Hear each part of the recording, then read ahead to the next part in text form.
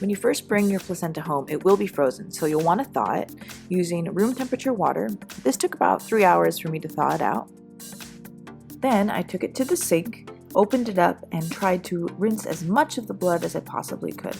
This was the one part that made me kind of but once I actually took a look at the placenta up close, it was actually pretty remarkable. The veins on this reminded me of the tree of life, and it really was what gave life to your baby for 10 months.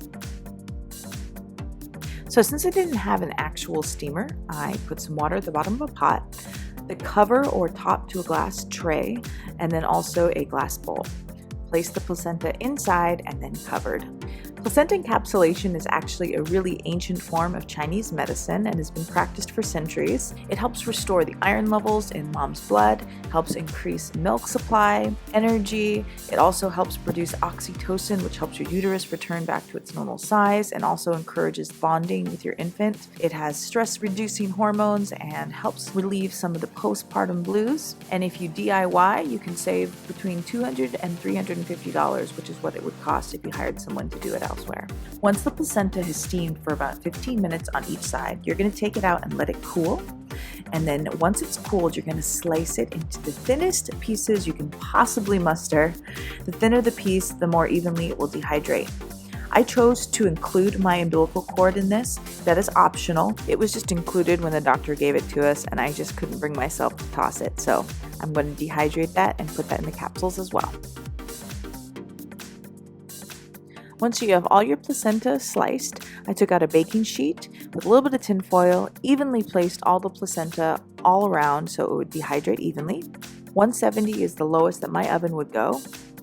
I placed the placenta inside for approximately 8 hours. And 8 hours later, you have placenta jerky. I took the hard pieces, placed them in my blender, blended on high until I got a nice fine powder. It was still a little bit of chunks inside, so I did use a sift, and I chose to use these in my organic garden instead of re-blending. You're going to need an encapsulation machine and empty caplets. I'll put links below where you can find these. You place the bottoms on the base. Fill with your placenta, and it comes with a scraping tool to fill that in. Make sure you scrape the excess back into the bowl.